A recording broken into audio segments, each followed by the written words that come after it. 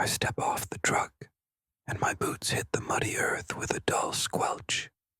The air is thick with the stench of sweat, blood, and rot, an overwhelming, nauseating mixture that clings to my nostrils and makes my stomach churn. The ground beneath me is uneven and treacherous, riddled with craters, scattered shrapnel, and the remnants of what once was a battlefield. I look around and see the chaos that war has left behind.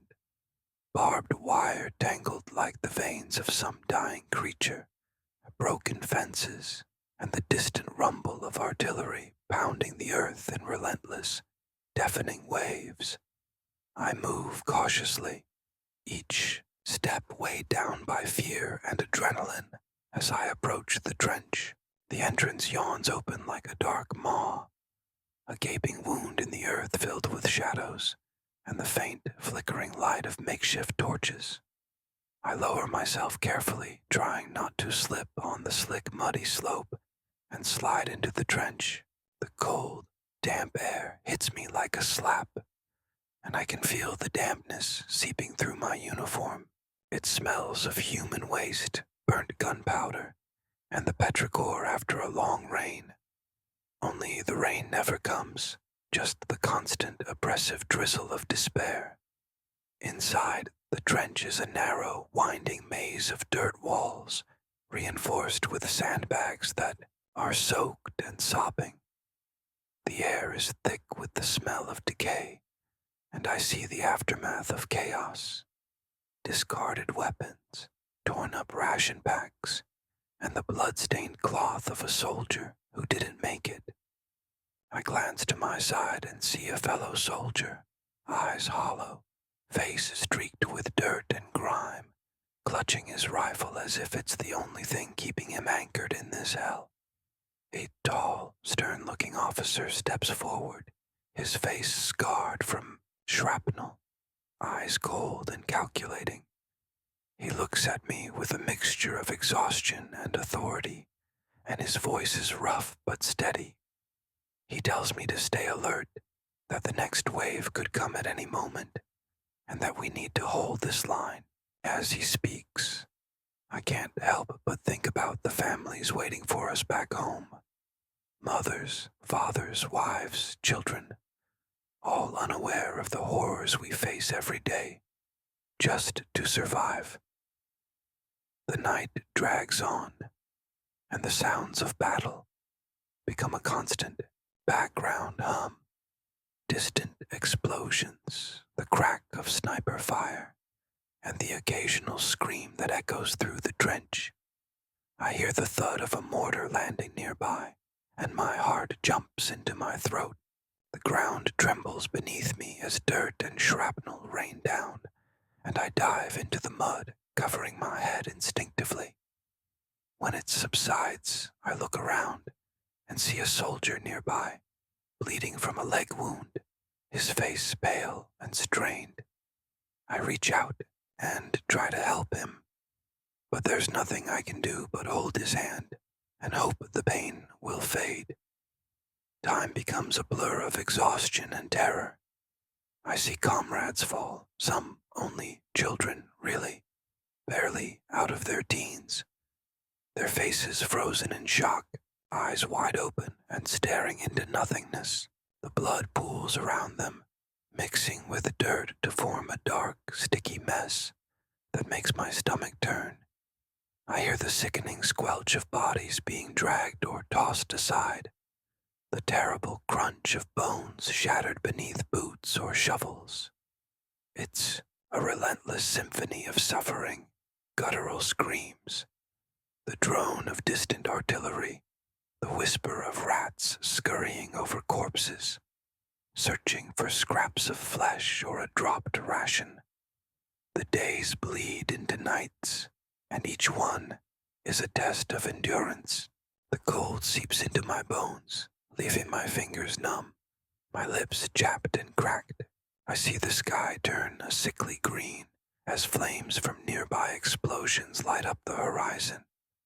The sky itself seems to be bleeding, as if the heavens mourn the destruction below. We eat what we can. Hardtack, dried meat, sometimes a stale biscuit. Anything that keeps us moving, even though our stomachs are gnawing with hunger and emptiness. The smell of death is everywhere. Sometimes I catch a whiff of something worse than decay. The scent of burned flesh, of someone's insides turning to ash in a matter of seconds when a shell hits too close. I've seen men dismembered, their limbs torn from their bodies in a spray of blood and bone. I've seen faces twisted in pain, eyes rolling back as the life leaves them. I've heard the sickening pop of bones breaking, the wet, fleshy sound of wounds opening further, and the muffled cries of those who know they're dying and can't do anything about it. Once, I saw a soldier drown in a shell crater, trapped beneath the debris, water and mud filling his lungs as he gasped for air that would never come. Another time, I watched a grenade bounce into a pile of corpses, and in an instant, everything was engulfed in flames, screams echoing as the inferno swallowed them whole. War is hell, I think, and I've only just begun to understand the depths of it. The nights are the worst. The darkness wraps around us like a shroud, and every shadow could hide death. I lie in the mud, staring up at a sky filled with the stars that seem distant and indifferent to our suffering. I think about home, about my mother's warm kitchen, about the girl I loved, and I wonder if I'll ever see them again. Every creak, every distant scream makes me jump, and I clutch my rifle tighter, hoping it will somehow keep me safe.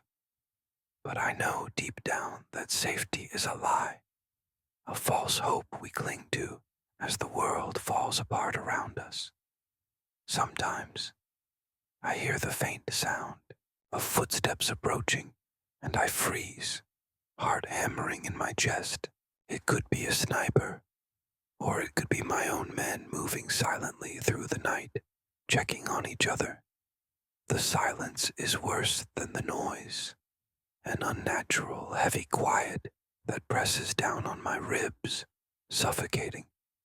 I wonder how much longer we can hold this line, how much more suffering we can endure before we're broken, before the world forgets about us, and we become nothing but memories, etched in mud and blood. The dawn feels like a blessing, but it's only a brief respite. The light reveals the full extent of the devastation. Craters filled with water and corpses, trenches scarred with shell holes, trees stripped of their leaves and snapped like toothpicks. I see a fellow soldier, his face streaked with dirt, staring at the horizon with hollow eyes. He whispers that he's seen enough, that he's tired, that he doesn't want to die today, or tomorrow, or ever again. But we all know that death is just waiting, lurking behind every shell, behind every burst of gunfire, behind every breath we take. I've watched men lose their minds, screaming at the ghosts that haunt them, their faces twisted with fear and rage. I've seen soldiers crack, crying out for their mothers or begging for an end to the nightmare. The war doesn't care about age, race, or innocence. It devours everything, leaving behind only scars and memories. A terrible reminder of what humans are capable of when pushed to the brink.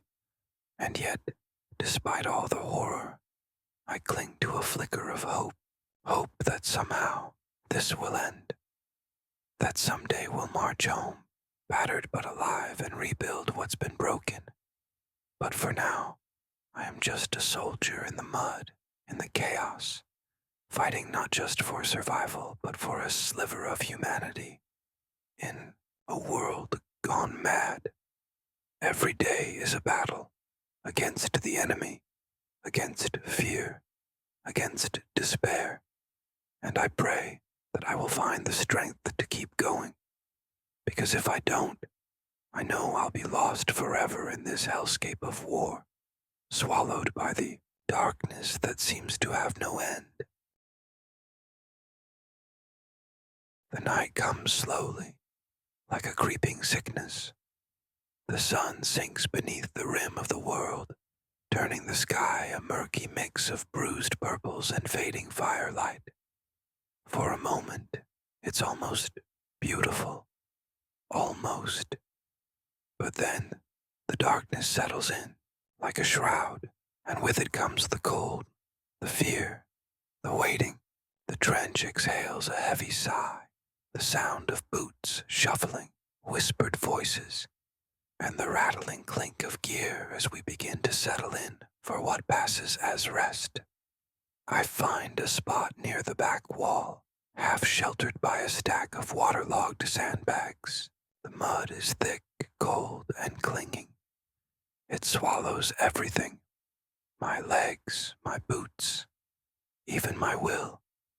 I crouch low and pull my coat tighter around me, though it does little to keep out the damp. My fingers are stiff, the joints aching with cold. My breath fogs in the air, curling like smoke into the endless dark. That's when I meet Jack. He slumps down beside me with a tired grunt, rifle laid across his knees. He's young, maybe younger than me, but there's something in his eyes that feels old, too old. His face is streaked with grime, but when he flashes a grin, it's warm, almost boyish. He offers me a bit of biscuit from a cracked tin, and I take it with a nod of thanks, trying not to grimace at the staleness. It's dry, barely edible, but it's something. Food is always just something. You don't eat because you're hungry. You eat because you have to. Jack's got a flask with him. Rum, I think, or maybe something stronger smuggled from the quartermaster's stash. He offers me a swig. I hesitate, then take it. The burn is welcome. It warms my chest for a fleeting second before the cold wraps itself around me again, like a second skin. You from around London? He asks after a while, voice low. Southend, I reply, my voice hoarse. He nods. Bristol. Used to work in the docks. Funny, isn't it? 1 minute you're hauling crates, next thing you know you're here, trying not to freeze your bollocks off. I chuckle weakly. The humor is thin, but it's something to hold on to. We talk for a while, quietly, trading stories about home, about the things we miss. He tells me about his sister's wedding, how she made him wear shoes too small for his feet, and I tell him about my dog, about the way she used to bark at the wind, like it was a threat she could chase off. It's easy to forget for a moment where we are, but the trench won't let us forget for long. Rats skitter nearby, fat, bold things the size of cats. They've grown used to us, to our presence, to the bodies. They dart through the mud, fearless, climbing over rucksacks and boots. I see one gnawing on something in the shadows and try not to think about what it used to be. Jack throws a small rock, and it scurries off, only to return a few minutes later like it owns the place. I pull my coat over my shoulders and try to rest, curling into myself. The mud beneath me is half frozen, half sodden, and it seeps through every layer of clothing. There's no escaping it. You lie in it, you breathe it, you become it. The air reeks of piss and powder, of damp wool and unwashed skin, of old blood and something sweeter, sicklier, the smell of rot. Even breathing feels like swallowing poison. Somewhere up the trench a man cries out in his sleep, Nightmares, maybe. Or maybe he's awake and the nightmare's just real. Someone else shushes him. We all need the silence. Even the rats are quieter at night. Jack leans his head back against the wall and closes his eyes. Wake me if anything happens, he mumbles. I nod. Same to you. But I don't sleep. Not really. I just drift. Half lucid, half lost. Every creak of wood, every distant thud of artillery, every rustle in the dark has my heart pounding in my throat. I lie there, shivering, clutching my rifle to my chest like it's a comfort blanket. The stock is cold and rough, but it reminds me I'm still alive. Time slips by like sludge. I must have dozed off at some point, because when I stir, the world feels different, quieter, stiller. Jack hasn't moved. I sit up, brush the mud from my sleeves, and nudge his arm lightly. Jack, I whisper. Come on, mate. He doesn't respond. I nudge him again, harder this time. Jack, still nothing. The world narrows, my chest tightening, as I reach out and touch his shoulder. His body is cold, not from the weather, colder, the kind of cold that seeps through everything and leaves no doubt. His eyes are half open, staring past me into the dark. Jesus, I whisper. No scream, no sound. He's just gone. Maybe it was something simple. Exposure, pneumonia. Maybe something inside him just gave out. Or maybe he was already wounded and didn't say. We don't always know. We never really know. One moment, he was there, smiling about his sister's wedding. And the next, he wasn't. I sit beside his body for a long time, unable to move. The others are asleep, or pretending to be. I don't want to wake them. What's the point? Another one gone. Just one more in a long, growing list. Eventually, I cover Jack with his coat. Not out of ceremony, just decency. The rats return. One of them inches toward Jack's boots. I kick at it, eyes burning with fury. Piss off, I snarl. It flinches, but it'll be back. They always come back. The sky starts to pale.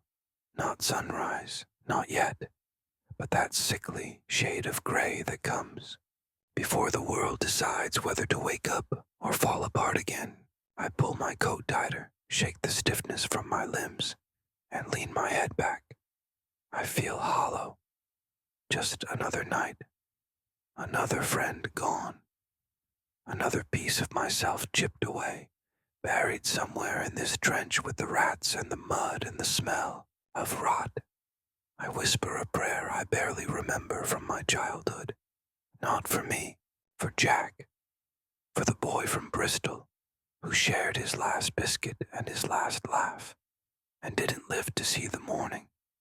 And then I wait for the next whistle, the next order, the next day in hell, because that's all we can do. We survive the night, or we don't. But morning always comes, whether we're ready or not. The order comes just before dawn.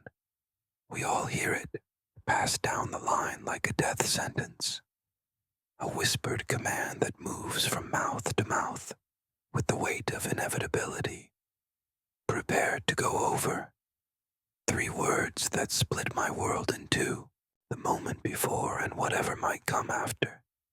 If there is an after, my stomach clenches like a fist.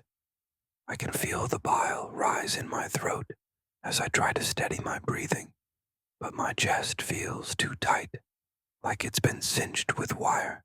Around me, the others stir into motion.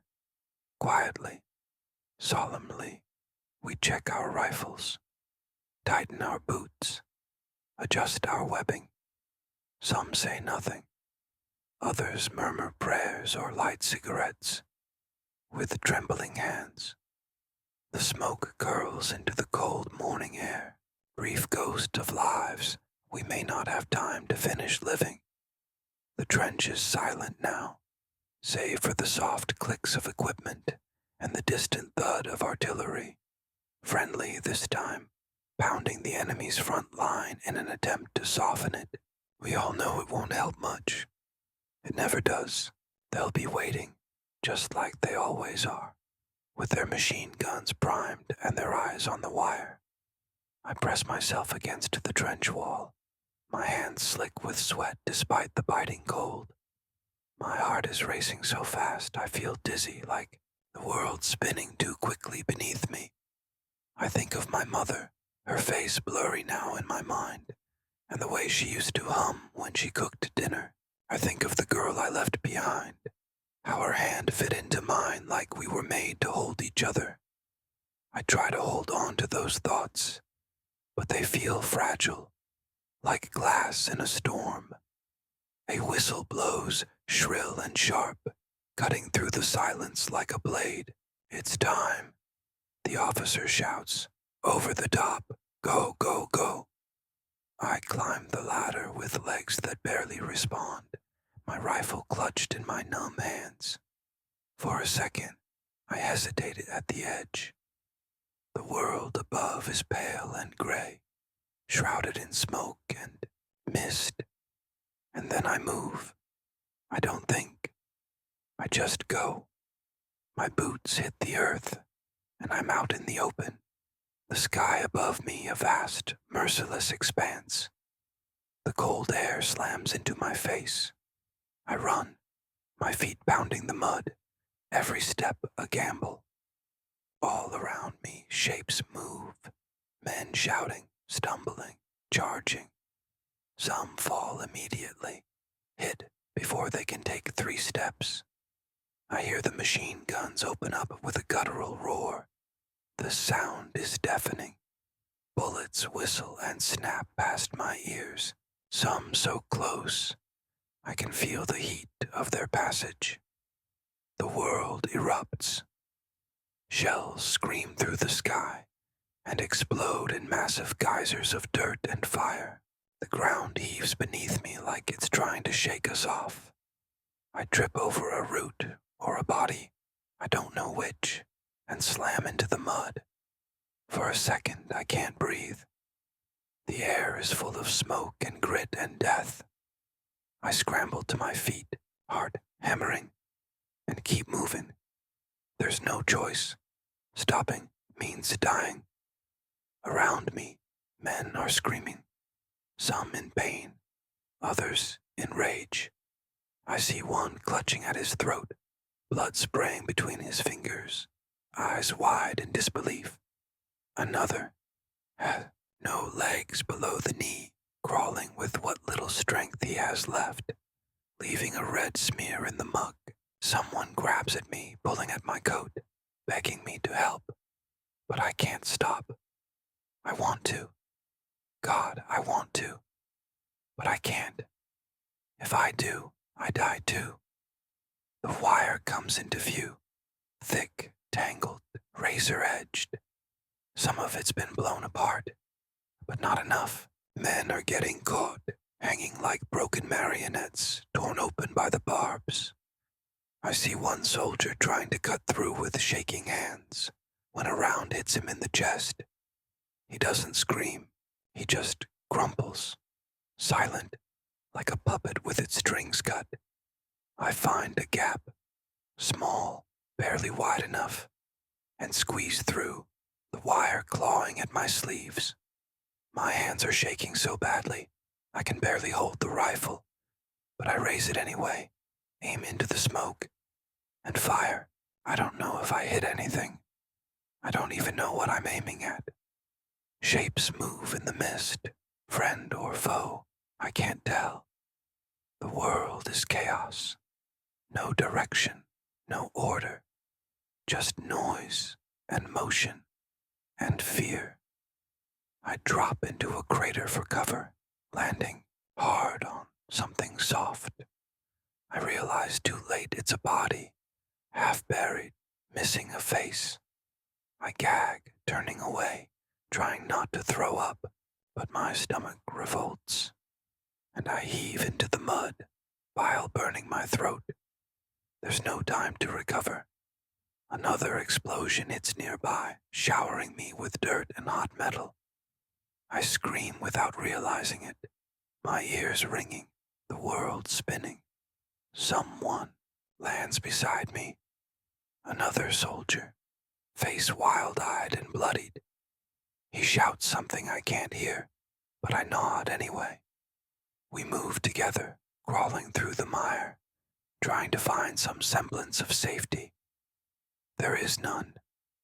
Bullets stitch the ground beside us, kicking up fountains of earth and gore. Then we reach it, the enemy trench or what's left of it, a ragged line of mud and smoke. Men are already inside, fighting with bayonets and fists, screaming like animals. I follow instinct more than training. I jump down, land hard, and find myself face to face with a man wearing the wrong uniform. For a second, we both freeze. His eyes are as wide and terrified as mine. Then I pull the trigger. The shot hits him square in the chest, and he crumples. I stare at him as he twitches once, then goes still. My hands shake uncontrollably. I've killed before, maybe, from a distance, but this was different. This was close. I can still feel the heat of his breath, the fear in his eyes. Someone yells, behind me, and I turn just in time to see a bayonet thrust toward my side. I twist away, the blade grazing my ribs, tearing cloth and flesh. I scream, more in shock than pain, and swing the butt of my rifle. It connects with a sickening crunch, and the attacker drops. I don't even check if he's dead. I stumble back, breath ragged, blood soaking through my shirt. The trench is ours now. What's left of it? I collapse against the dirt wall, gasping. My hands are covered in blood. Mine, theirs. I don't know. My whole body trembles. Around me, others are slumped, some sobbing, some laughing hysterically. One man just stares at his hands, whispering nonsense. I made it. Somehow, I made it. But a part of me didn't. A part of me is still lying in no man's land, face down in the mud, next to the others who didn't make it past the wire. I feel empty, hollow, like I've left something vital behind, and I don't know if I'll ever get it back. This is what it means to go over the top. Not glory, not honor, just survival, and even that feels like defeat. The morning comes, not like a blessing, but like a cruel reminder that we're still here. The cold is sharper than it was last night, slicing through every stitch of clothing, biting deep into my bones. My eyes crack open, crusted with sleep and grit. The trench is quiet, save for the wind moaning softly over the broken earth and the occasional distant crack of rifle fire. No birds sing. Nothing living dares to celebrate the dawn out here. I shift, wincing as my joints protest. Legs are numb. My back is soaked, and my breath rises in a faint mist. The mud has hardened overnight, just enough to make it even more uncomfortable. I glance to my side. Jack is still there, still cold, still gone. His face is stiff now, the color of pale ash. I want to look away, but I force myself to keep staring for a moment longer. He was alive just hours ago. He laughed, he breathed. Now he's meat, and the trench doesn't care. The war doesn't pause. No one comes to grieve or give a speech. One of the lads notices him, says nothing, just gives a short, tight nod. We all know. We've all seen it too many times. By mid-morning, they take Jack's body away, dragged unceremoniously on a stretcher cobbled from wood and canvas, bound for the rear lines. If there's time, they'll bury him. If not, he'll be stacked in the makeshift morgue until someone remembers to dig graves. Again, we don't get funerals here, just space. Corporal Langley gives us the day's orders, voice flat, eyes glassy. Another push is coming. Not today, maybe not tomorrow, but soon. The Germans are dug in a few 100 yards away, and we've been told they're reinforcing. That means shelling. That means sniper fire. That means death.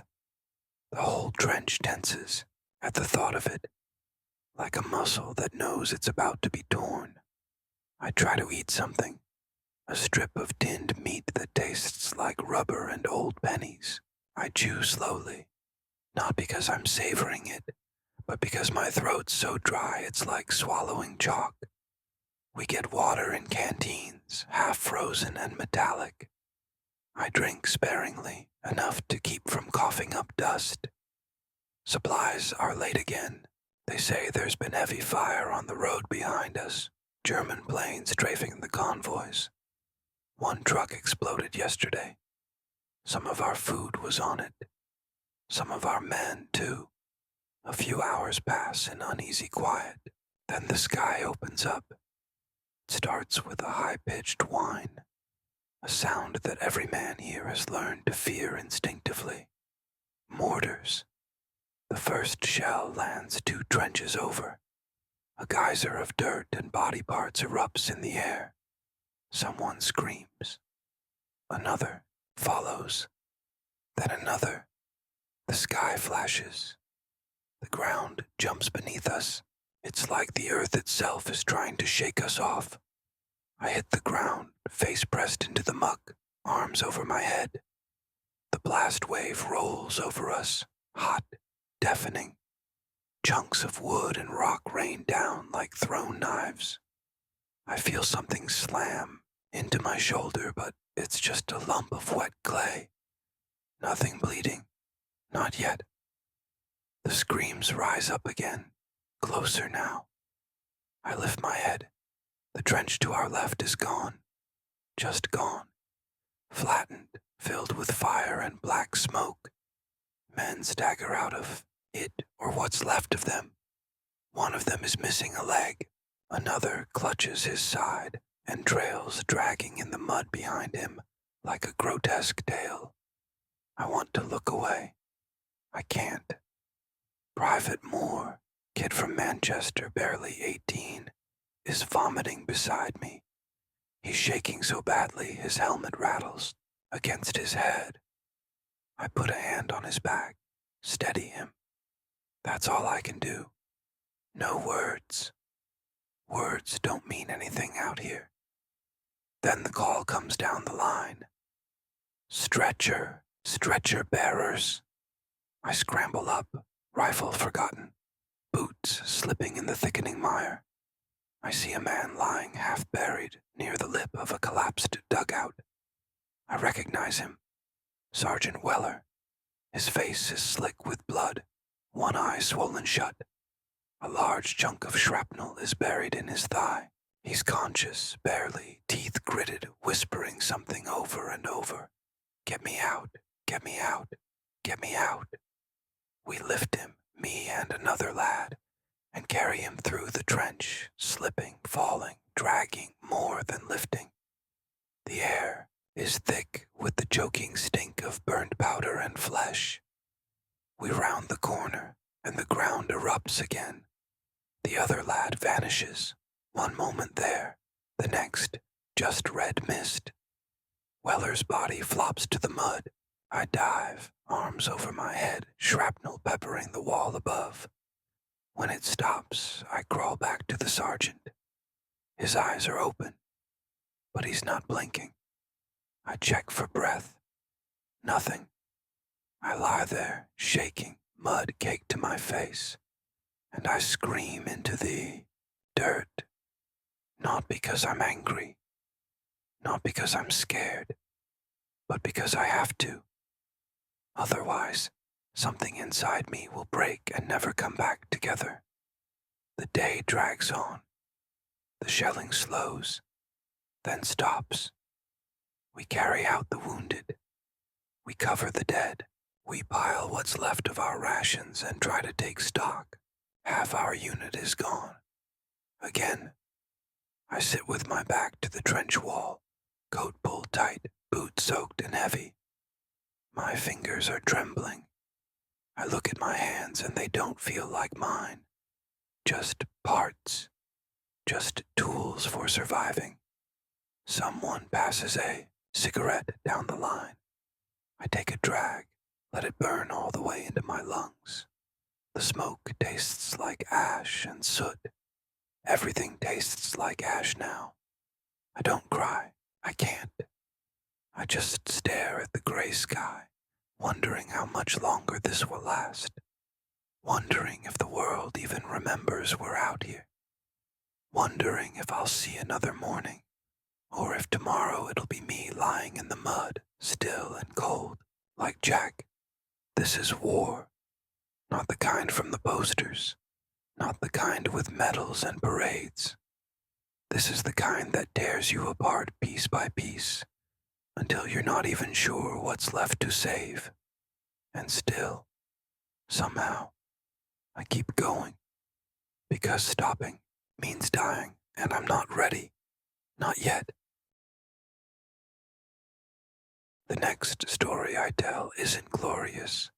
It's not a tale of victory or courage engraved in stone.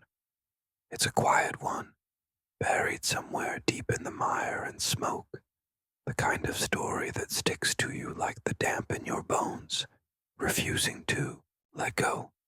It starts with a whistle, not the kind from an officer's lips or the shrill call to charge. This one is soft, almost delicate, cutting through the morning haze. I was just waking up, head resting against a damp sandbag, my breath fogging in the cold trench air. The rats had scattered as the light came up, big ones, thick with fat, too comfortable in our presence. They nested in the corpses now, chewed through leather and canvas like it was nothing. Last night, I swear I felt one crawl across my chest as I dozed. But this whistle was different, human, familiar. I turned my head and saw Davies. Thin lad, red hair, from Cardiff. Could barely grow a beard, but could whistle any song you asked. Him too. He was sitting cross-legged on an overturned ammunition crate, tuning up a battered harmonica he'd kept tucked in his breast pocket since the start of the campaign.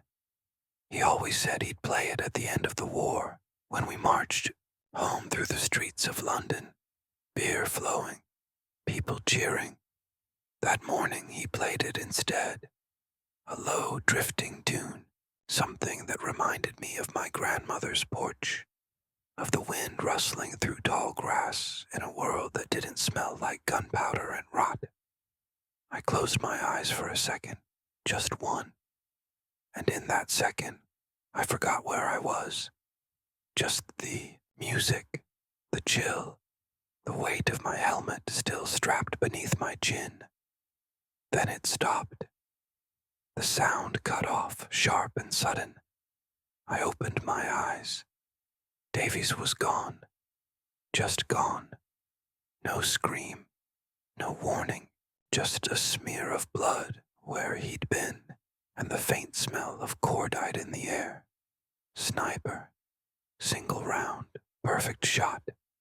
A few men ducked instinctively. I just sat there, staring. I didn't move for a long time. Couldn't. Later, the sergeant barked.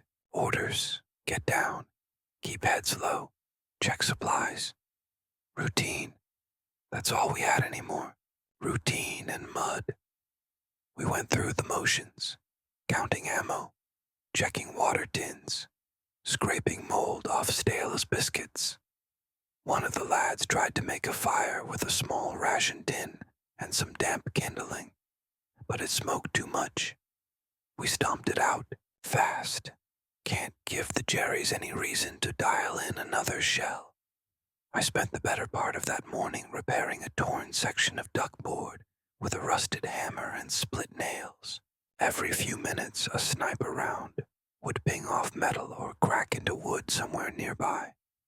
Each shot made us flinch, but no one said anything. There wasn't anything left to say. Around noon, we got word that the unit ahead of us had been gassed during the night. Mustard gas, they thought.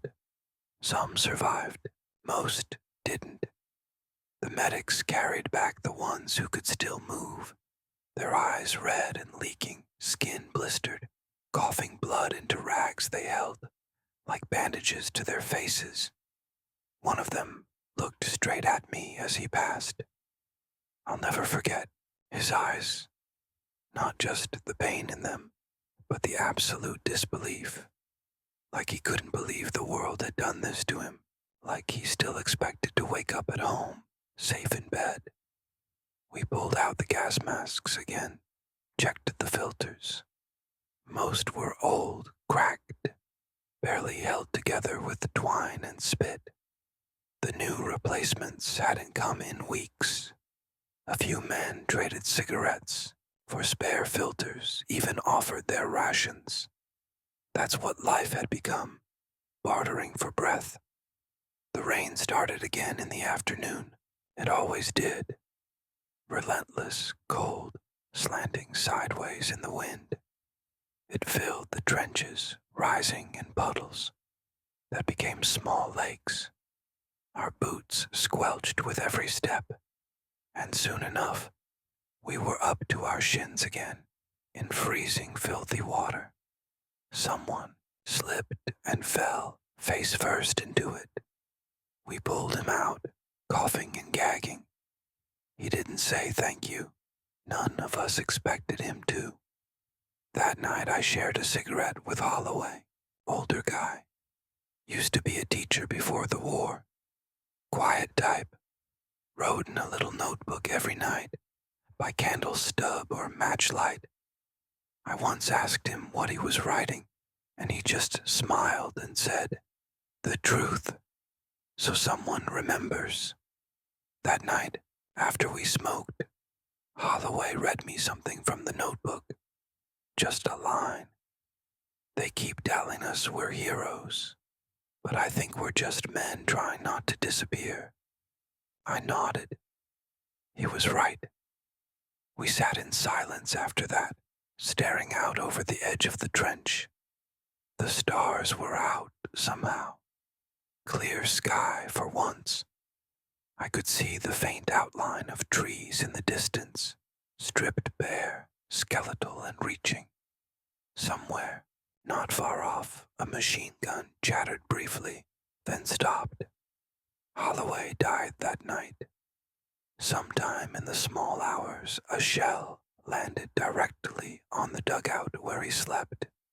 They never found the body, just a crater, a hole in the mud, and his notebook, damp and splattered, pages stuck together.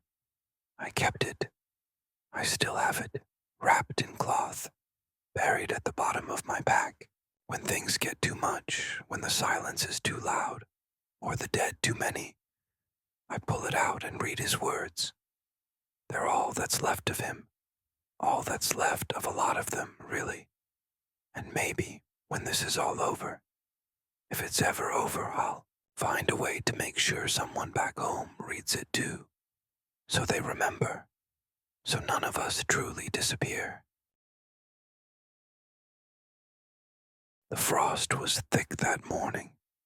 It coated every surface, rifles, rations, the rims of our helmets, with a thin sheen of white that crackled when touched.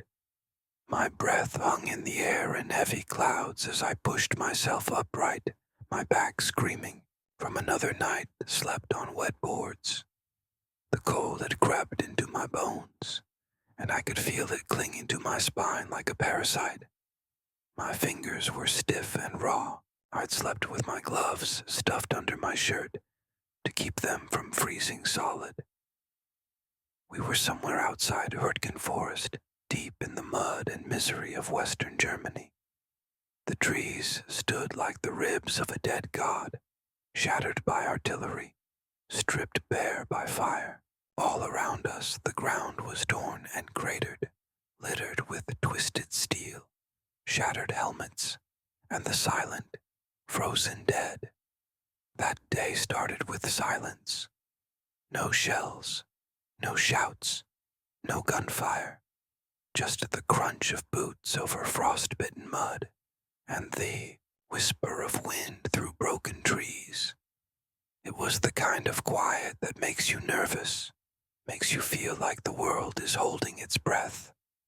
I was on watch that morning, perched behind a crude sandbag parapet that was more mud than sand at that point. My rifle was clean, but the action stuck a little in the cold. I worked it back and forth, trying not to think too much. That's when I saw the boy. He must have been no more than 16, maybe 17. A German soldier, alone, wandering just beyond the tree line. He didn't look injured, just lost. His rifle was slung across his back, his helmet pushed too far back on his head. His face was gaunt, pale, hollowed by hunger or fear, or both. He wasn't even trying to hide. My heart was pounding. I raised my rifle, finger on the trigger. One shot. That's all it would have taken. But he stopped, looked up. We locked eyes for a moment, just a moment. And in that flash, I saw him. Not the enemy, not a threat, but a kid. Just a goddamn kid. Scared. Alone. Probably hadn't eaten in days. He didn't run. He just stared.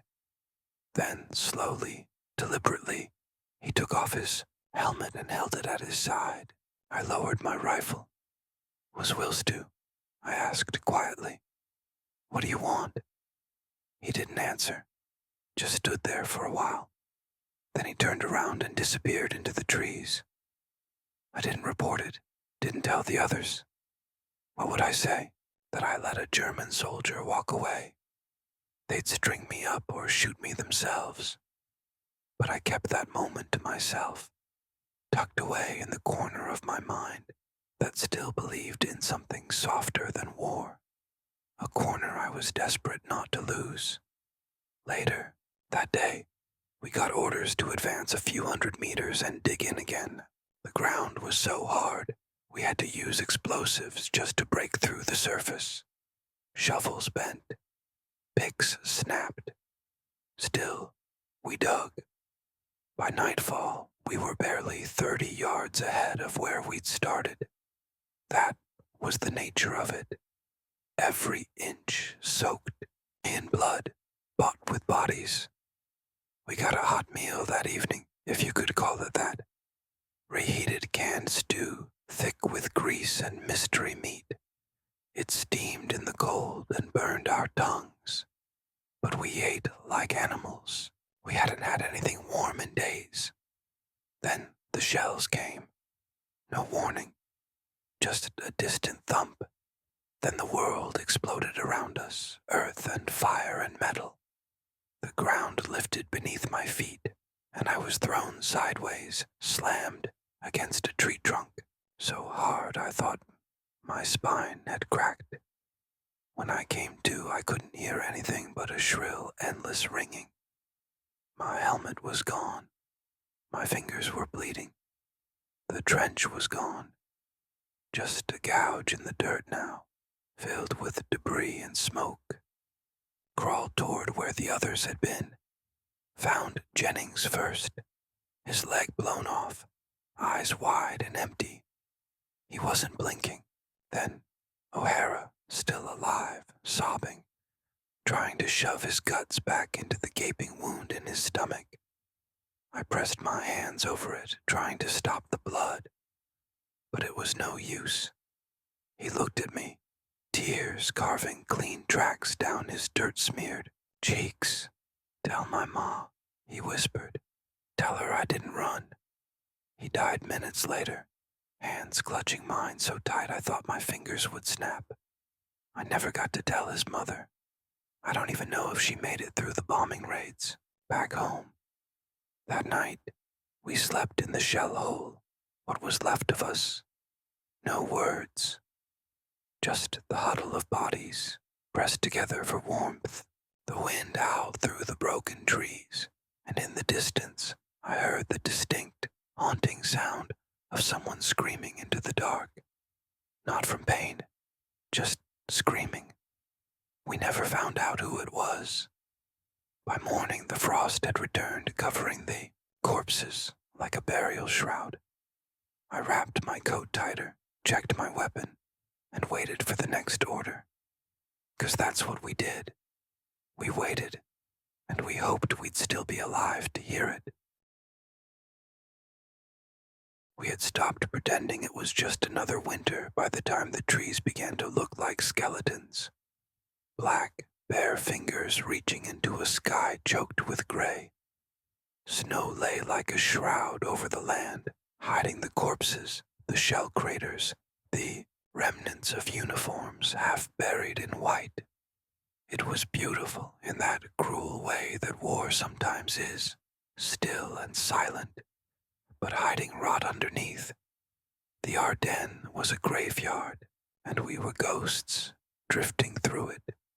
I woke that morning with my hands wrapped around my rifle, the stock frozen to my skin.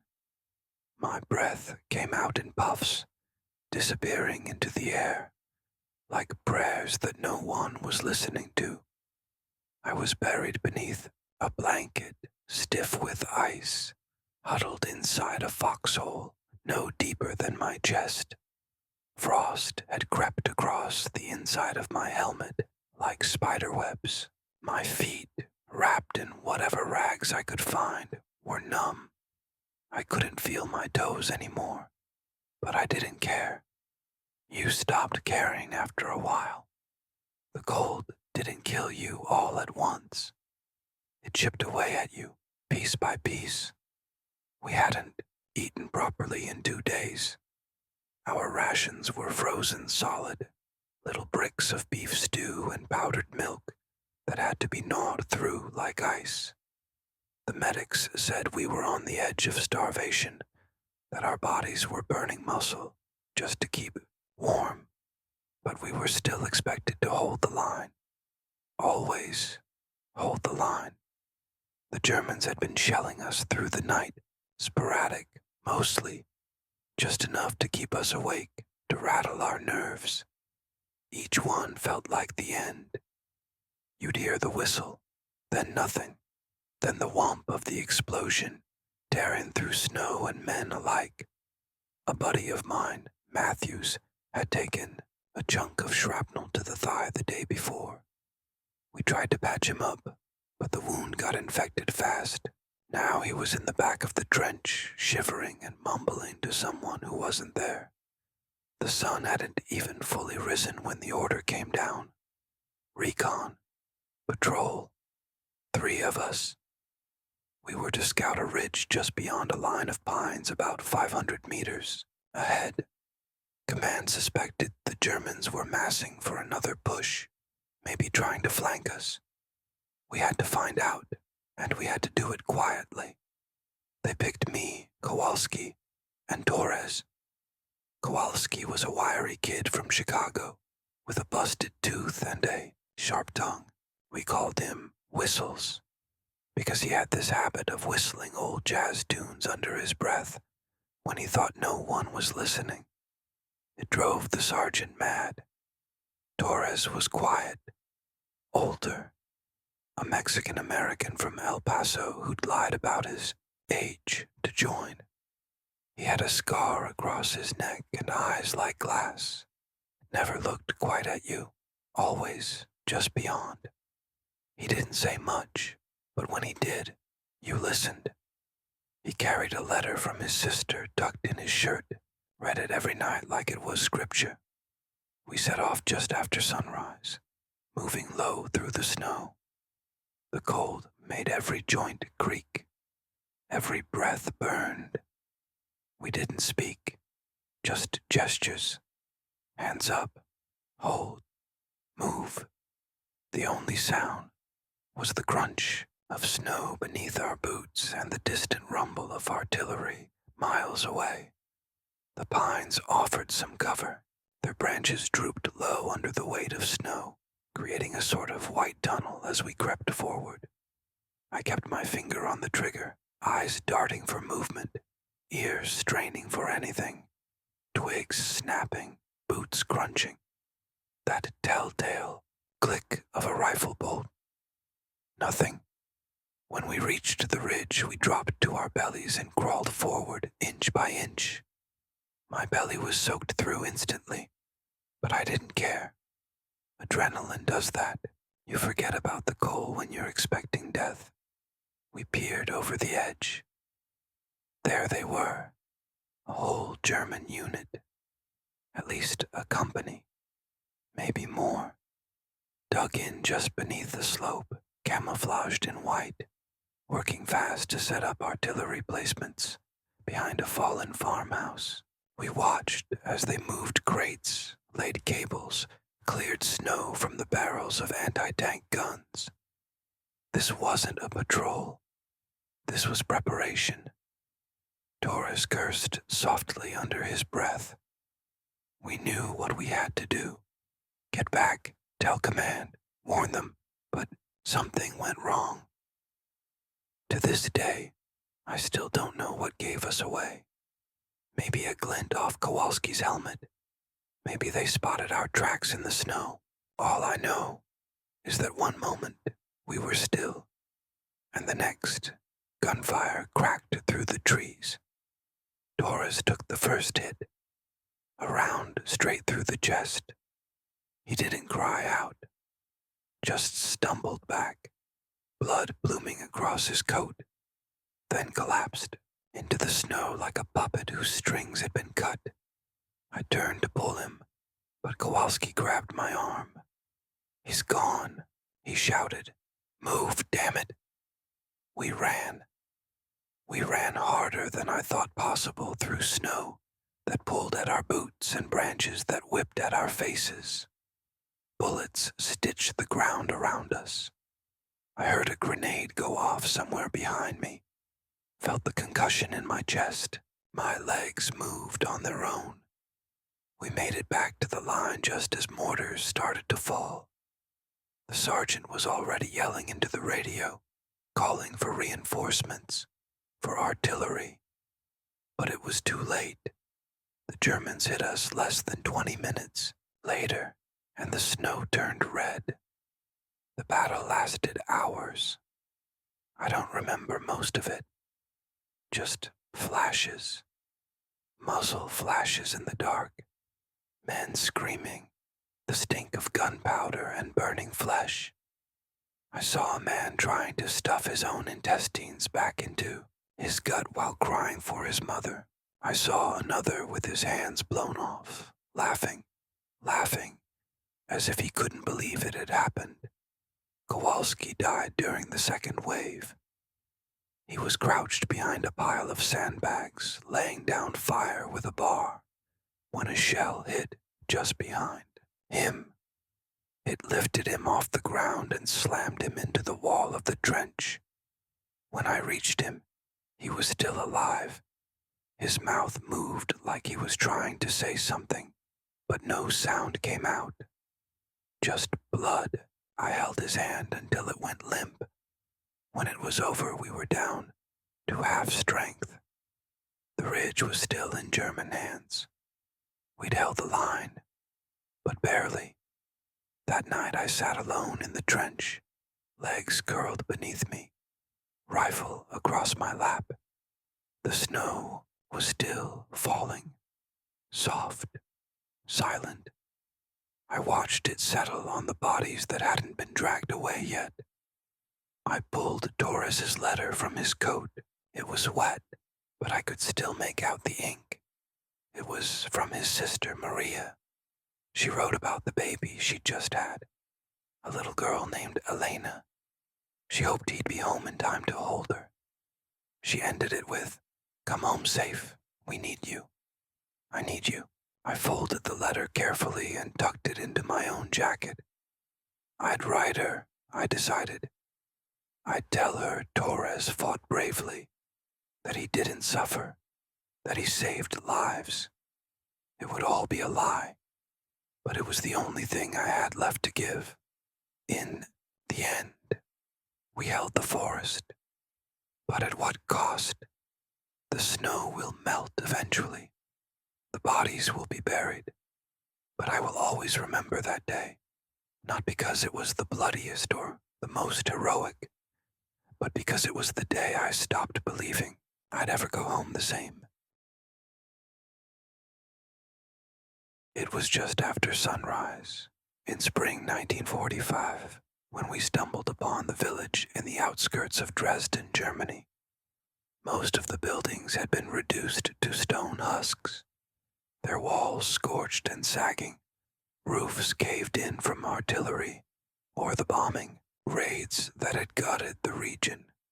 Smoke still clung to the air like a bitter perfume, mixing with the scent of ash and something else, something sour and putrid that turned the stomach before you even stepped close. We'd been advancing for days without proper rest, chasing the retreating German lines toward Dresden.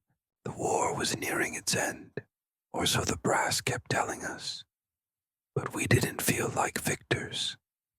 We felt like men crawling through the wreckage of a dying world, too exhausted to think, too haunted to care. My name's Private Daniel Mercer, 19th Infantry Division, 3rd Army. I was 22 years old that morning, though I felt older than time. We entered the village in silence. Sergeant Fielding had us fan out, eyes sharp, fingers tied around our triggers. My boots crunched glass and ash as I stepped over a broken window frame still charred at the edges. Inside, a kitchen table had been flipped, a bowl of something long congealed still sitting in the middle. Someone had lived here. Someone had eaten dinner here once, laughed, maybe even kissed someone goodbye at the door. Now, it was just dust and memory. Corporal Atwood, a tall kid from Kentucky with a busted knee, was the first to hear it. "Do you hear that?" he said, holding up a hand. We all froze. It was faint, barely there. A whimper, a voice. We followed the sound through a narrow alley, past a crumbling brick wall half covered in ivy and soot. That's when we saw the cellar door. It was splintered and battered, hanging on one hinge. Inside, it was pitch black. Fielding signaled for silence and led the way down the steps, rifle ready. I followed him. At the bottom, the air was damp and foul, like wet earth and the rotting food. And there, huddled in the corner like shadows, were 2 women and a boy, no older than 6. Their faces were gaunt, eyes wide and red-rimmed. The older woman clutched the child to her chest, while the younger one raised trembling hands. We couldn't understand them. They were German, but fear speaks all languages, and theirs was loud and clear. "Civilians," Fielding muttered. Christ, they hadn't seen the sky in days, maybe longer. The boy looked like he hadn't eaten in a week. His cheeks were sunken, and his hands shook even when still. I pulled a tin of rations from my pack and held it out to the woman. She stared at me like I was handing her a live grenade. Then, slowly, She took it and whispered something that sounded like Tatanka. We left them there. What else could we do? Command was clear. No stragglers. No slowing down. Keep moving. Always forward. That night we bivouacked just outside the village, tucked into the tree line with our foxholes, dug shallow in the cold spring soil. The ground was still damp from the snow melt. We tried to light a fire, but the wind was against us. So we huddled close, coats wrapped around shoulders, rifles close by. That's when the shelling started. No warning, just the sound of the earth being torn open. A whistle, a scream, then fire. The first one landed 50 yards to our right, taking out the communications tent in a spray of flame and dirt. Men scrambled, shouting orders into the dark, diving for cover. Another hit the transport truck, setting off a chain of explosions as fuel and ammo lit up the night. It was chaos. Fireballs rising into the sky, the smell of burning rubber and flesh thick in our lungs. I hit the ground hard, head ringing. Dirt filled my mouth. I could hear someone screaming nearby, a high, broken sound, like an animal in a trap. I turned and saw Atwood crawling toward me, one leg gone at the knee, a red trail behind him. I didn't think, I just moved. I grabbed him by the shoulders and dragged him behind an overturned jeep. His face was pale, eyes wild. I can't feel it, he kept saying. Danny, I can't feel anything. He was in shock. I tied off a tourniquet, my hands slick with blood, and prayed it would hold. More shells came. The sky flashed like lightning. Every flash illuminated the horror. Men running, burning. The forest lit like hell's gates. Sergeant Fielding was shouting somewhere, rallying what was left of us. But I couldn't move. I stayed with Atwood, trying to keep him awake, trying not to lose my grip on whatever was left of sanity. It lasted 20 minutes, maybe less, but time bends in war. When it ended, silence returned, not peaceful, but heavy, full of smoke and screams and the sickening smell of charred flesh. We'd lost 14 men that night. 14, gone in an instant. Atwood died in my arms just before dawn. He didn't say anything, just exhaled once, a long breath that seemed to take everything with it. I buried him with the others near the tree line. We had no priest, no rites, just dirt and a name whispered into the wind. Later that day, as we prepared to move out, I returned to the cellar to check on the family. The door had been blown off completely. The stairs had collapsed. I climbed down into the hole and found nothing but rubble and blood. A thin trail of it led to the far corner. The women and the boy were gone, taken, killed, buried alive. I'd never know. I climbed back out and stood there for a long time, looking at the ruins. The wind carried the faint sound of someone playing harmonica, off-key somewhere in the camp. It sounded almost like a lullaby.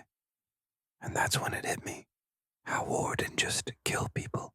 It erased them, whole families, whole towns, no names, no records, just ash in the wind. I thought about my own family, my mother, my little sister, whether they'd recognize me if I made it home, whether I would recognize myself. We marched again at noon, boots crunching ash and gravel, smoke curling from what was once a village. I didn't look back. You learn not to look back, because everything behind you is gone, and everything ahead is just more fire. The trees here whisper, even when the wind doesn't blow. It's not a whisper of leaves, either. It's something deeper, like the forest itself is holding its breath, listening to us move, waiting. The forest of Hurtgen is thick, overgrown, and damp, a choking maze of pines and dead underbrush. It clings to your uniform, muffles the sound of your boots, and hides things you don't want to find. We were deep in now. Our unit pushed further in each day, crawling through the undergrowth, trying to root out the last of the German resistance. They called it a limited operation, a strategic advance. What it felt like was slow death in green and gray. We'd been in the woods for 9 days. The first rain came on the second, and it hadn't really stopped since. Cold water ran down the back of my neck, under my collar, soaked through my socks. Mud clung to everything. Rifles jammed, bandages molded. The wounded got infected just lying there. We were ghosts before we even saw the enemy. That morning, we were ordered to push northeast and take a hill they called Hill 489. Intel said the Germans were dug in. Machine gun nests, booby traps, mines. The usual. No one wanted to go. You could see it in the silence, in the way everyone checked their gear with mechanical care, as if they were stalling. Corporal James Reddick was next to me in the column. Red hair, sharp jaw, from Detroit. He used to work in a car factory. Said if he made it out of this hellhole, he'd never go near another machine again. He had a girl back home, Joni. Showed me her picture once. Blonde girl's big smile. She looked like the kind of girl that made promises about forever. "You ready for this, Sammy?" he asked me, not really meaning it. I nodded anyway. We were never ready. We moved out just after dawn, fog thick enough to swallow a man whole. The trees were bare at the base, needles collecting in thick carpets. It muffled every step. No birds, no bugs, just the slow breath of cold earth and the distant thump of artillery somewhere miles away. That's when it happened. A mine. The guy 2 places ahead of me, Private Lucian Fisher, stepped on it. One click, one breath, and then, boom, the forest lit up in a spray of dirt, metal, and blood. Fisher was gone, just gone. Bits of him hit me, hot, wet chunks I tried to brush off, but couldn't. We froze. Then the machine guns opened up. German MG-42s from dug-in positions higher up the slope, scything the forest like wheat. Trees exploded. Bark flew like shrapnel. Men screamed. Reddick tackled me behind a fallen log just as a bullet snapped past where my head had been. "Jesus Christ," I gasped. "No time for Jesus," he muttered, reloading. "He doesn't walk in these woods." We returned fire, blind, barely peeking over. The log, I saw shadows moving, helmets flashing between trees, muzzle fire blooming like angry stars. Every time someone tried to move, they got cut down. Kearns tried to flank left, made it 20 yards before a sniper nailed him in the throat. He fell forward, gurgling, hands clutching at nothing. We couldn't even reach him. The medics crawled from man to man like worms in the dirt. I saw one patch up a leg wound with his bare hands because he'd run out of morphine. No one screamed anymore. Screaming wasted breath. By midday, the fog had lifted, and we'd gained maybe 20 feet. I was huddled in a foxhole we'd carved with entrenching tools, lying next to Reddick, who was working his rifle like he'd been born with it. Blood streaked down the side of his helmet from a piece of shrapnel that had clipped him. "You okay?" I asked. He didn't answer, just stared ahead. That's when the mortars came. We'd been spotted. Explosions began to rain down in short, precise bursts. The first landed 10 feet behind us, threw dirt and metal everywhere. Then another, closer. The third one landed right in front of us. I remember the sound, not the boom, the silence afterward, my ears ringing, my mouth full of dirt. When I looked over, Reddick was gone, blown apart. His rifle was still there, bent and twisted. His helmet had landed beside me, a piece of his scalp still stuck to the inside. I vomited right there in the hole. Didn't care. We were pulled back at dusk, lost the hill. Command said we'd try again tomorrow. Regroup, reorganize, reassess. We buried what we could find of Reddick in a shallow grave with the others. Marked, hit with a stick and a scrap of his coat. I kept Joni's photo. I don't know why. Maybe to remind myself he was real. That night it rained again. The foxhole filled with water, and I lay there shivering, clutching my rifle like it was a lifeline. Rats skittered over my boots. One crawled across my chest and paused near my chin, its tiny black eyes reflecting the starlight. I didn't move. Couldn't. My body was done. Someone a few yards away started crying. Soft at first, then louder. They didn't stop, just cried and cried until someone told them to shut up or they'd get us all killed. They didn't stop. The next morning, we found him with his own bayonet stuck through his throat. No one said anything. We just packed up and got ready to climb that hill again. The trees were whispering again, but this time, I knew what they were saying. They were saying, "You won't leave here whole." France, January 1945. On the line, near Strasbourg. It started with a sound, not gunfire, not mortars, just boots. Heavy, measured, methodical. We'd been hearing them for an hour, muffled at first, like thunder under the earth. It was dusk, and the trench was quiet, too quiet. The kind of quiet that only happens when even the birds know something is about to go wrong. I was on sentry duty, perched behind a rusted periscope, wedged into a pile of frozen sandbags. The frost made everything look still. Trees like statues. The mud stiff underfoot. My breath plumed in front of me like smoke from a dying chimney.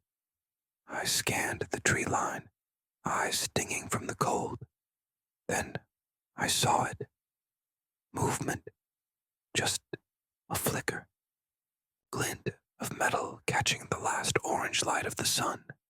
Then another, and another. Helmets. Dozens. Cautious. Silent. Advancing. My throat locked up. My body went stiff. But I forced my hand down, slapped the butt of my rifle against the wall of the trench 3 times. The signal. Incoming. Within seconds, the trench snapped awake. Men scrambled from their slouched positions, yanking on helmets, gripping rifles and machine guns. Boots slapping against the slush. I heard the metallic click-clack of bolts sliding, the sharp rasp of knives being unsheathed, the frantic, whispered prayers of men who knew this wasn't a drill. Lieutenant Greaves appeared, his face red and chapped, scarf wrapped around his mouth. "Everyone in position.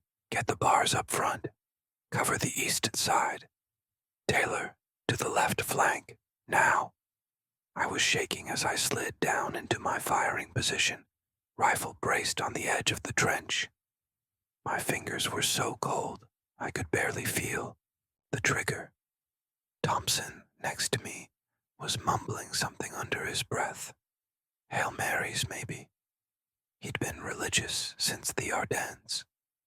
Said God was the only one still writing letters back.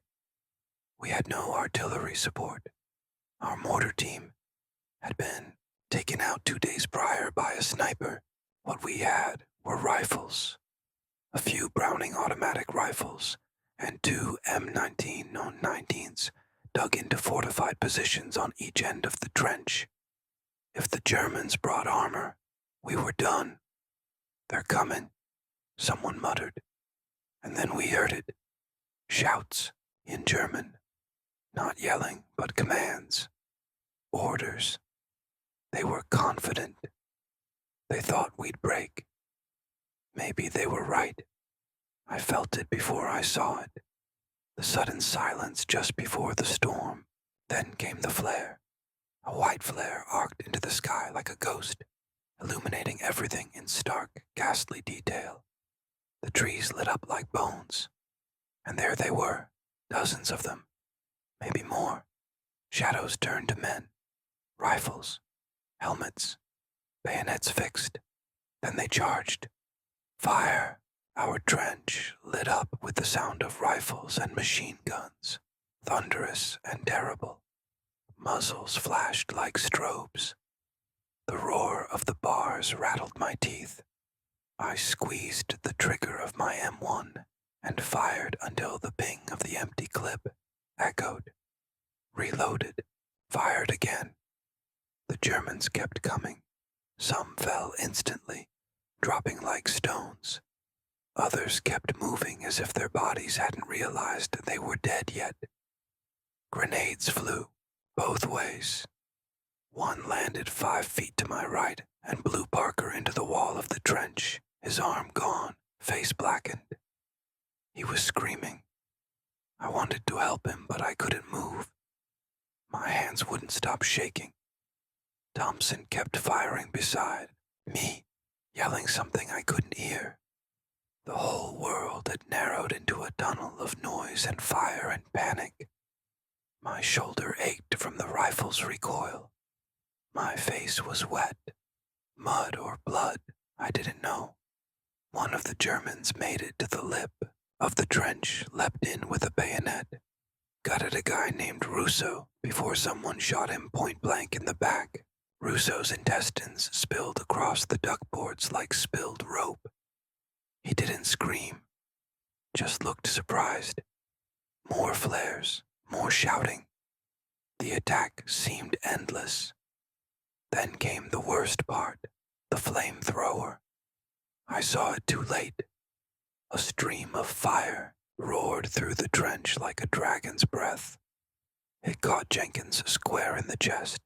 His body lit up, a human torch, and he screamed until his lungs gave out. We had to fall back to the second position, dragging wounded, pushing through smoke and fire and screaming. And then, silence. Not total silence, just a lull. Like the forest was catching its breath. We braced, expecting a second wave. It never came. When dawn broke, the trees were still. Snow fell soft again. The ground was littered with bodies, German and American alike. Blood turned the snow rust red. Steam rose from corpses, like the earth was trying to exhale them. I stumbled over to what was left of our front trench. Parts of it were still burning. Thompson sat against a wall, helmet gone, hair singed, eyes blank. He didn't speak. Lieutenant Greaves limped by, face pale, arm bandaged with a blood-soaked scarf. We held, he said, his voice flat. We held the line. But we all knew something had broken. Maybe it was the Germans. Maybe it was us. That day, I learned that bravery isn't loud. It's not shouting or charging into gunfire. It's staying in the mud, in the cold, when your whole body is telling you to run. It's reloading when you know they're coming again. It's holding your friend's hand as he dies and not letting go. We held the line, but the cost was written in blood, in screams, in burned earth and broken men. The fog of war, November 1942, North Africa, near El Alamein. The desert stretched out in every direction, a flat, endless expanse of yellow and brown. The sun burned relentlessly overhead, casting shadows that were too sharp for comfort and making everything look like it was standing still, suspended in the unyielding heat. The wind was the only thing that moved, blowing sand that cut like glass, swirling into every crevice of our gear and stripping our skin raw. But it was the stillness that terrified me the most. The silence was always the worst part of the desert. It wasn't the absence of sound. It was the knowledge that anything could be out there, waiting. But the flat horizon offered no clues. Every step you took was into a world where you couldn't trust your senses. The world, it seemed, was playing tricks on us. I was stationed with the 8th Army, somewhere between the front lines and our supply depot near El Alamein. Our task was simple on paper: hold the line, defend against the German Afrika Korps, and keep the supply routes open. In reality, it was something far more sinister. We were miles from civilization, living off the remnants of what little the desert had to offer: waterless dates, dusty bread, cans of meat that smelled like metal, and sometimes, if we were lucky, a bit of canned fruit that felt like the height of luxury. But as the weeks passed, even the thought of a hot meal started to feel absurd. It had become about survival, not sustenance. We hadn't had fresh water in days, just the brownish sludge that passed for it, strained through a cloth to get the worst of the sand out. Everyone had grown used to the dryness in our throats, the constant ache of thirst. But we carried on, because what else was there to do? This was war.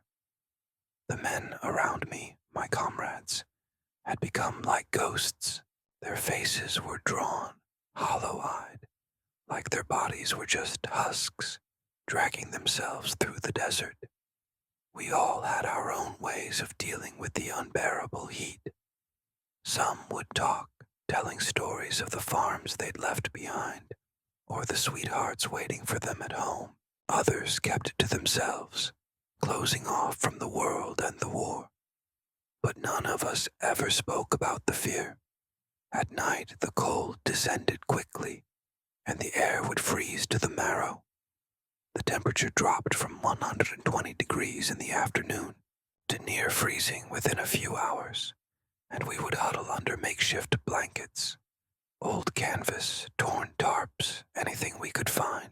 The cold felt like another enemy in the desert, gnawing at our bones. But even then, the sand never stopped. It blew constantly, reshaping the terrain, erasing the footprints we had left, making the whole world feel unreal, like we were drifting through some kind of dream. One evening, as the sun sank low and the chill started to creep in, the orders came through the radio. Prepared to move out at dawn. There's been a change in the situation. Expect heavy engagement. We didn't know what to expect, but we never did. It was a constant state of uncertainty. We packed up quickly, throwing everything we had into our vehicles, jeeps, trucks, and anything else that could move across the dunes. We were supposed to head to a position near a small hill, an outcrop of rock that gave us a clear vantage point. But we didn't know who we were up against. The Germans, the Italians, both. The lines blurred out here. Sometimes it felt like we were fighting the desert as much as we were fighting the enemy. I climbed into the back of a half-track, the engine roaring to life beneath me. The sun had long since set, and the moon was a thin, pale slice in the sky. The headlights of our convoy cut through the dust and the rising fog, but it was a limited view. As we moved, the wind picked up, swirling the sand into an almost unnatural mist. By the time we reached the hill, the fog had thickened so much that I couldn't see my hand in front of my face. The convoy came to a stop. The sound of engines was drowned out by the howling wind. We gathered quickly, knowing time was not on our side. "Form up, weapons ready," Sergeant Harris barked. He was the only one who seemed to have any energy left in him. The rest of us just stiffened, nodding, fingers tight on the triggers. The air smelled of oil, metal, and something else. Something I couldn't quite place. Fear, maybe. Or the kind of desperation you can't put into words. We moved forward, sticking together, making our way up the hill. I couldn't see anything beyond the blinding fog, but I could hear the thumping of boots, the occasional rustling of gear, the coughs and murmurs of the men. Each step felt heavy. Then the first explosion went off. It came from somewhere to the right, followed by a burst of gunfire. The ground shook, and I felt the heat of it. The Germans had set up somewhere in the mist, and we had walked right into their trap. I heard Sergeant Harris shout, but his voice was swallowed by the chaos. I ducked instinctively, taking cover behind a boulder. The sound of artillery rumbled, and then another explosion. I glanced around, trying to make sense of it. The fog had turned into a swirling, suffocating wall, and now it felt like we were surrounded. My heart hammered in my chest, and the heat of adrenaline surged through my veins, freezing the cold out of my limbs. I could hear men shouting, but I couldn't make out their words. The sand and fog were everywhere. I stumbled over uneven ground, rifle raised, but my eyes kept darting around, searching for something, anything to focus on. I saw a shadow in the mist, moving fast, a figure, a German soldier, I realized, just a silhouette. But before I could raise my rifle, I heard the crack of a bullet and felt the sting of something slamming into my shoulder. I hit the ground hard. Pain exploded across my body, but I clenched my teeth and rolled, crawling behind a pile of rocks. The cold seeped into my bones, but the burning in my shoulder was worse. I knew I had to move, but I couldn't. Not yet. I heard it shouting again. This time, it was much closer. I peered around the rock just in time to see a pair of boots. Enemy boots, storming toward me, rifle raised. There was nowhere to run. Gritted my teeth, and just as the German soldier came into my line of sight, I fired. He dropped. His rifle clattered to the sand. I froze for a moment, staring at the body.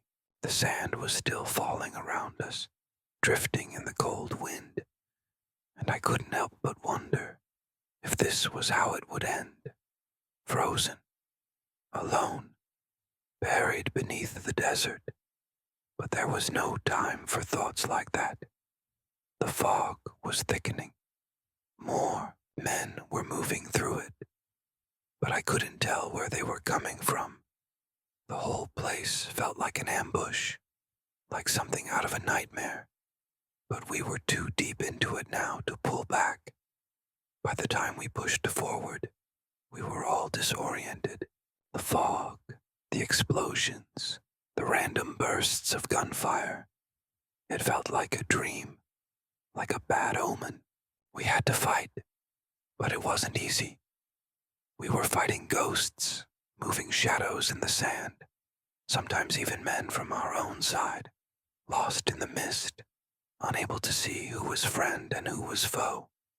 But then, as if by fate, just as I was about to give up, the wind shifted, and in that fleeting moment the fog cleared just enough for me to see them, our men charging through the smoke, pushing back the enemy. The battle was still raging, but the edge of the fog had lifted, and for the first time I could see the faces of those beside me. I could hear their shouts, their orders, and the ringing of metal against metal.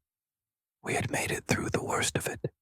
When it was over, when the last German soldier had been pushed back, the fog lingered, but it had lost its power.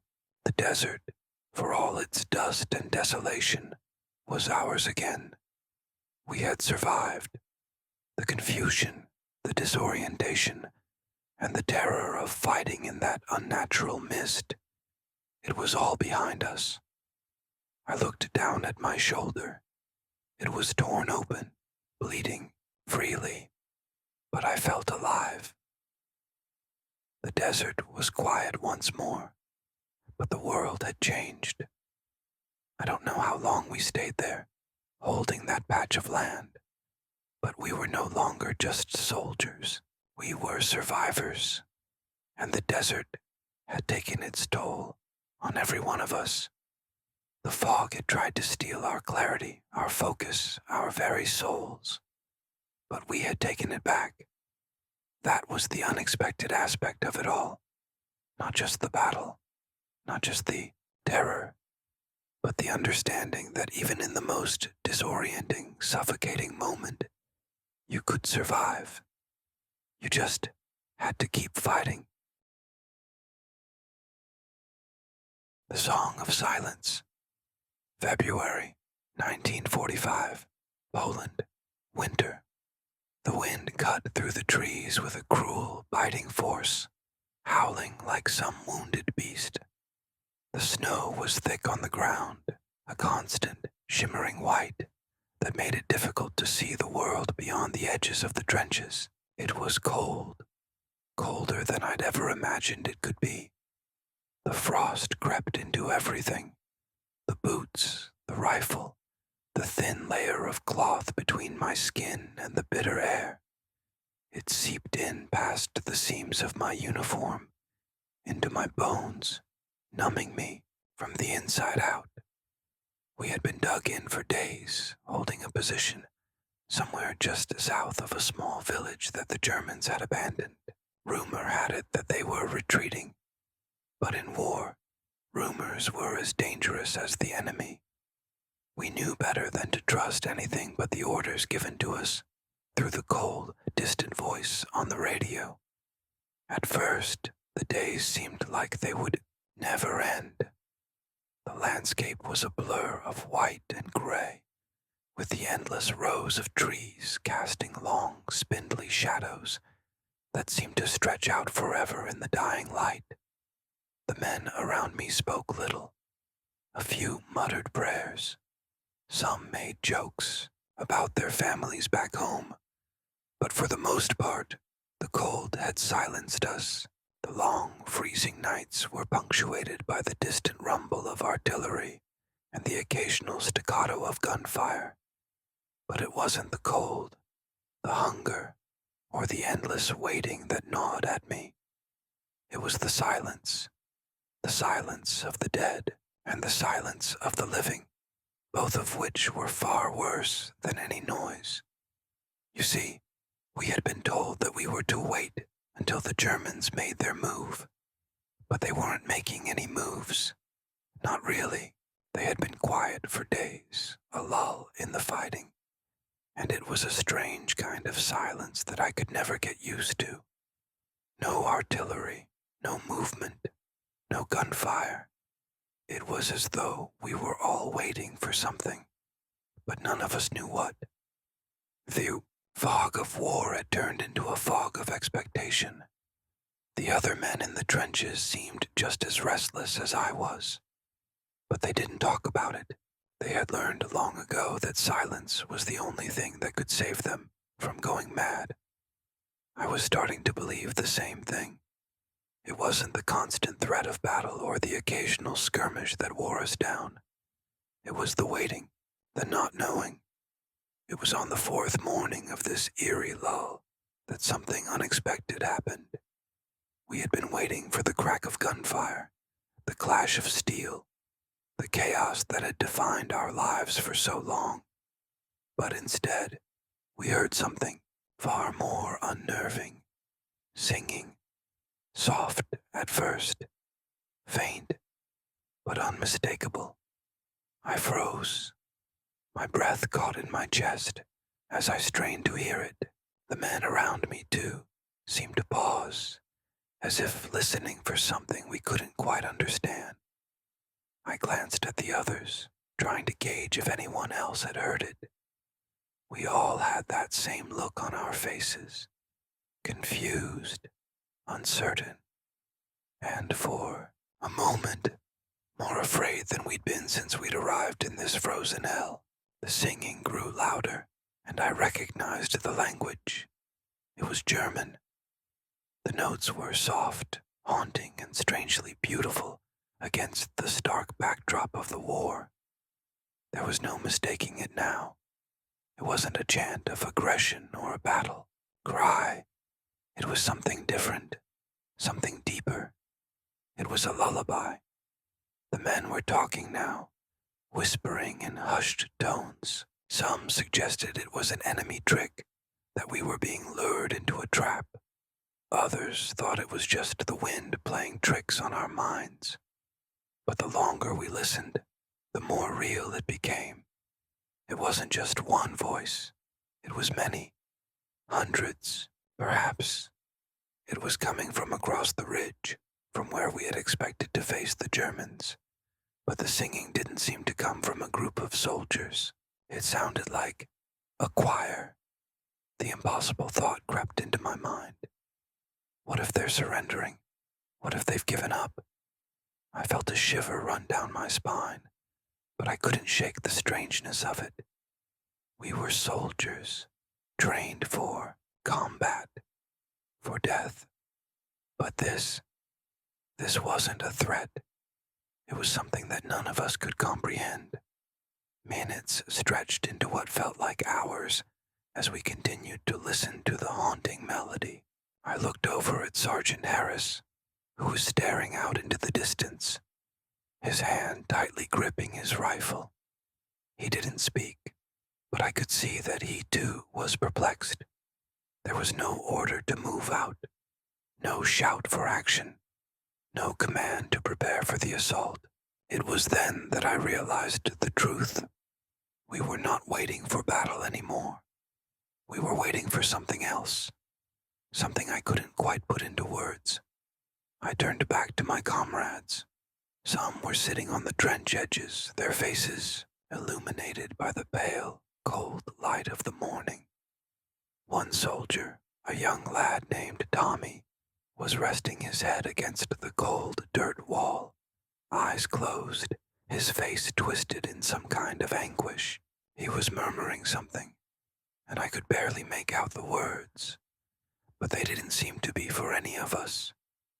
They were for someone far away. I stepped over to him. "Tommy." He didn't open his eyes, but I heard him mumble. "I used to sing like that, back home, to my sister, when the winters were too cold." A cold pit formed in my stomach.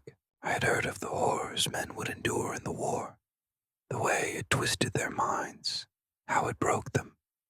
But this was something else. For the first time, I realized that the fear I felt wasn't about the war. It was about what it was doing to us, the very essence of us, the endless horror, the waiting, the killing. It was all beginning to leave us behind. And then, suddenly, the singing stopped. For a brief moment, the world was utterly still. No wind, no snow, no movement, just silence. The moment stretched on, and I felt my heartbeat in my throat.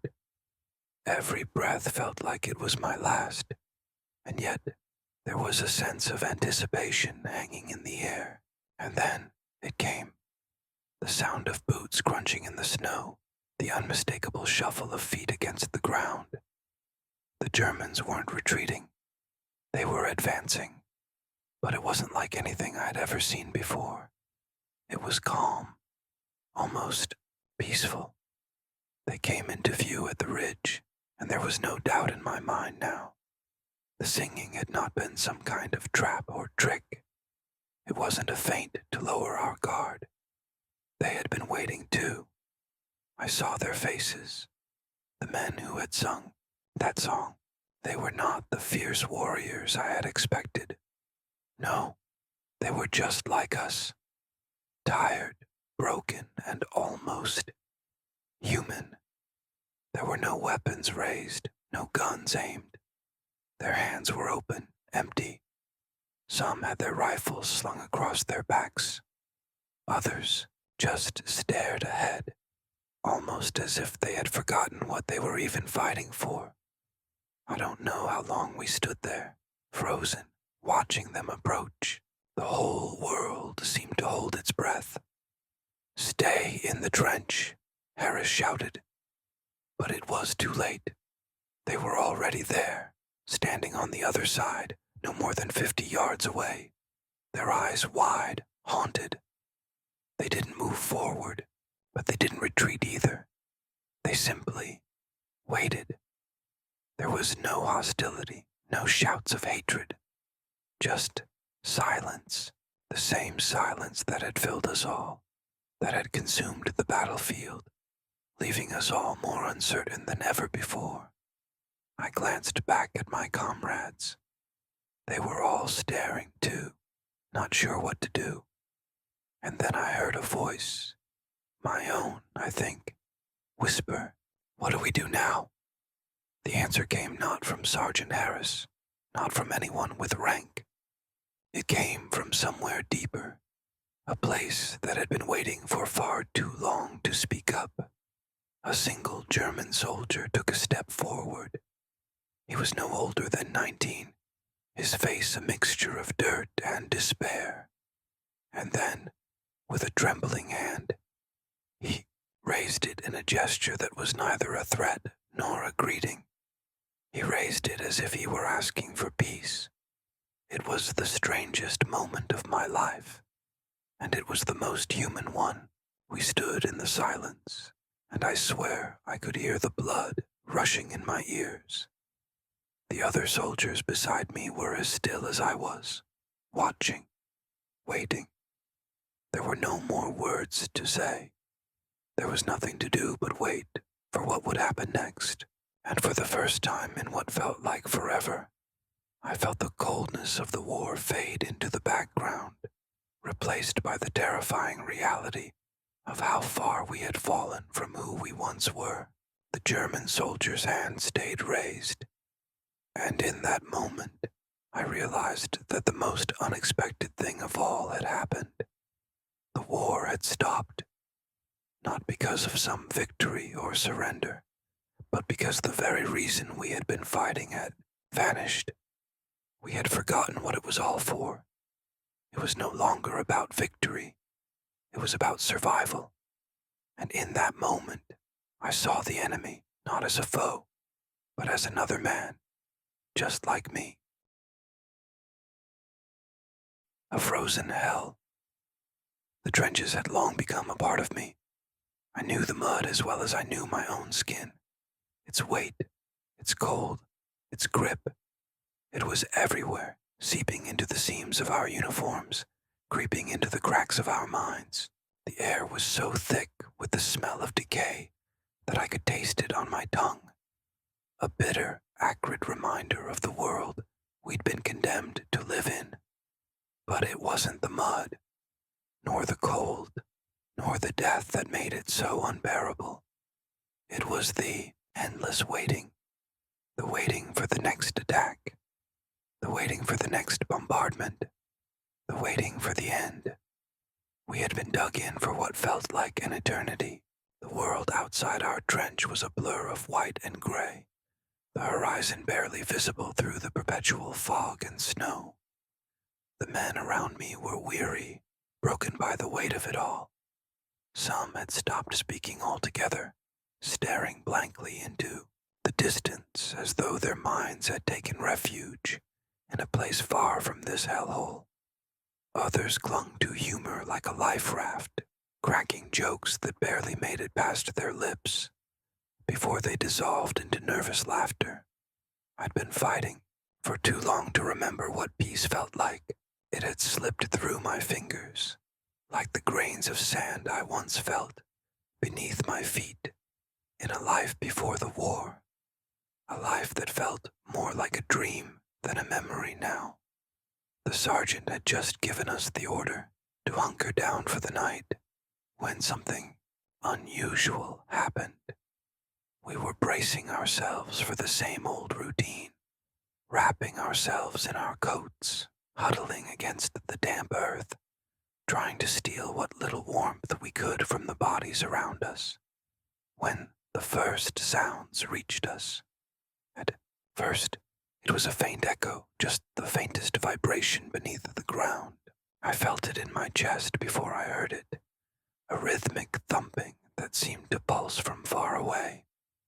The others were still, listening with me, but nobody dared speak. Not until we all recognized it. It was singing, a low hum at first, like a distant wind, but it grew louder with each passing moment. The sound wasn't harsh or hostile.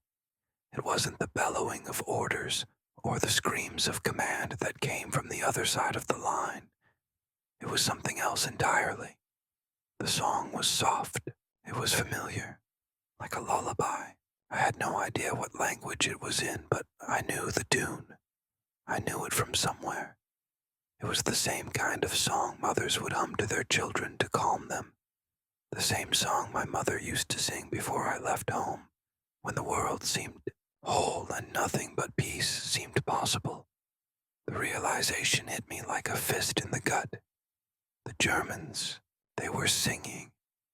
I looked at the men around me, all of us frozen, unsure what to do. Had we been lulled into a trap? Was this some kind of psychological warfare? Was this the calm before the storm? But it wasn't like that. There were no harsh, aggressive tones. There was no sudden burst of gunfire. It was simply a song, a sorrowful, aching song, one that spoke of homes left behind, of dreams dashed, of lives shattered. And for a moment, I wondered if we were hearing the same thing at all. Were they still the enemy?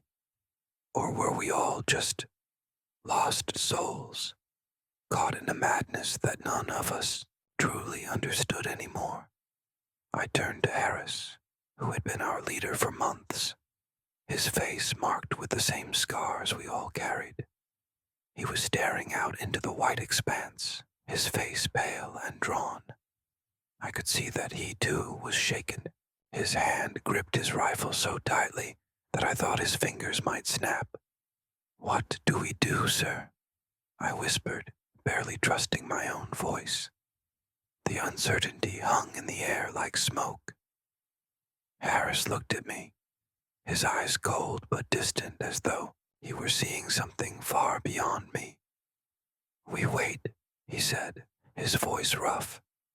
"We've been waiting for so long. What's a little more?" The sound of the song grew louder, and it was then that I realized something we had all forgotten. We were all human. The men we faced across the line weren't monsters. They weren't evil. They were just men. Men who had once had lives, dreams, families. And now they were just as broken as we were. The song continued through the night, and we lay there, side by side in the frozen trench, unable to sleep. We could hear them clearly now, the voices rising and falling in a haunting chorus, filling the empty space between us. It wasn't just soldiers singing, it was something more. It was as though every note carried the weight of their suffering, their regret, their shared despair. As the hours passed, the noise didn't stop. It was as if the earth itself had joined in, a chorus of pain that echoed through the trenches, through the battlefield, through everything.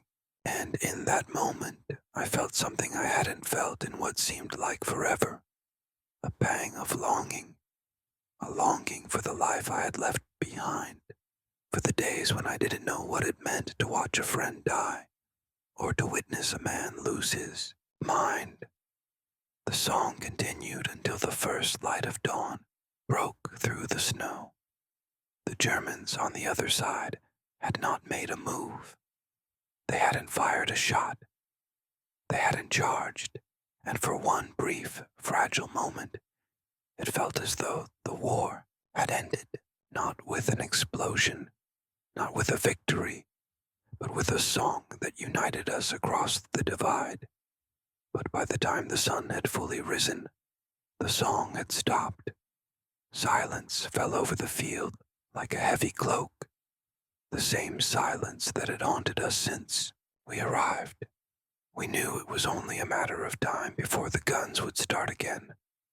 But for that single moment, the trenches, the blood, the mud, it all faded into the background. We got the order to advance. The guns came back to life. But the song had stayed with me. It had stayed with all of us.